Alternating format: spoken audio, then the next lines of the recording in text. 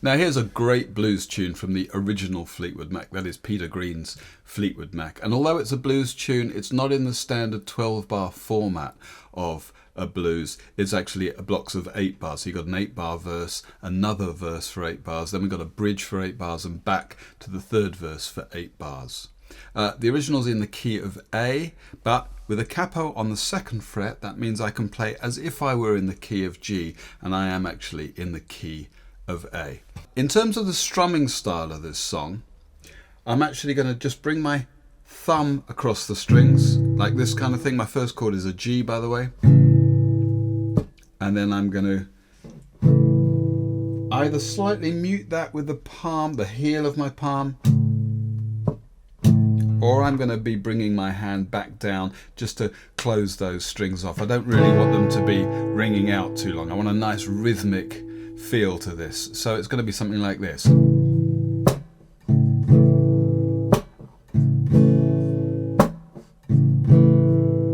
And that thud, you know, that might be a wooden thing, or it might just be muting. It might be a more metallic sound of the strings coming into contact with the frets, but that's the kind of feel I'm after. Okay, and because I want this kind of warmer sound, I probably don't want to target the top string. I might avoid playing the top string altogether throughout this entire song.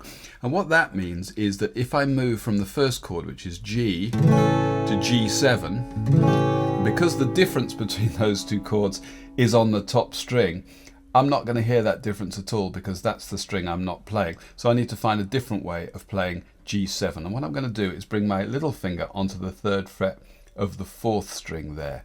That's going to give me G7. So the first 2 bars are going to be G and G7. Now, the 3rd chord is a C. And then we're moving on to something called C sharp diminished, which looks like a handful, but I'll talk you through how to play that. Start with an E7, that is first finger on the 1st fret of the 3rd string, 2nd finger down on the 2nd fret of the 5th string, and then with the 3rd and 4th fingers on the 3rd fret of the 4th and 2nd strings. Let's move that up until that 2nd finger is on the 4th fret of the 5th string. That's C sharp diminished. So after my C, I'm going to play C, and then I'm going to get up to my C sharp diminished. Again, I want to avoid playing the top and bottom strings there. C, C sharp diminished. Okay, so the whole of the first 4 bars. Need someone's hand to lead me through the night. Need someone's arms to hold and squeeze me tight. Now, the next 2 bars, it's half a bar each of G and E minor, A minor 7, and D7.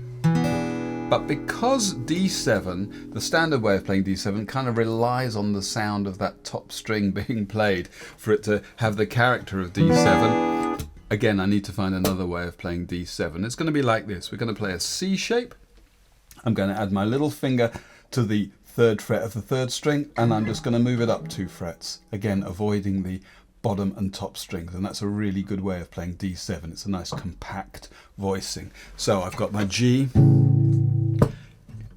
E minor, A minor 7, and D7. And when the nights are low and it's time to go, that's when I, G, need your love, C.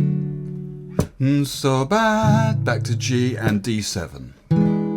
Okay, and that closes out the first verse. Now let's add a couple of details to those final bars. Transitioning first of all between the G and the E minor, I'm going to play a passing note on the 2nd fret of the bottom string. So G, then the 2nd fret, down to my open bottom string. That's going to give me G,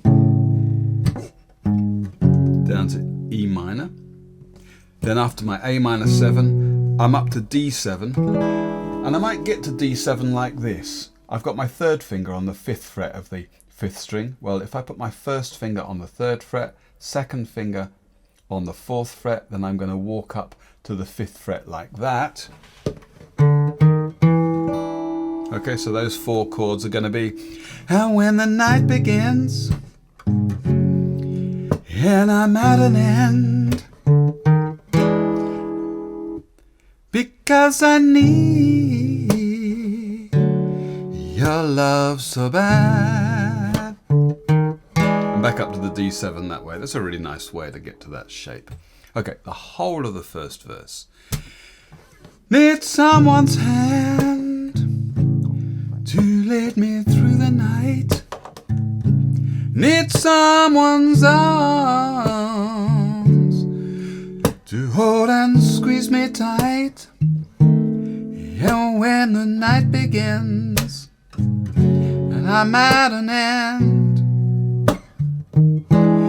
because I need your love so bad. The second verse is exactly the same, except we end slightly differently.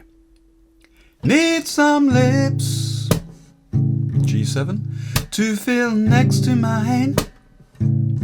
I need someone to stand up, there's the C, C sharp diminished, and tell me when I'm lying. And when the lights are low, E minor,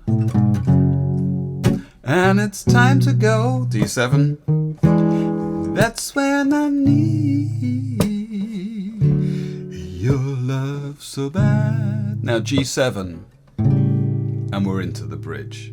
In the bridge we've got a bar of C, so why don't you give it up, C sharp diminished, and bring it home to me.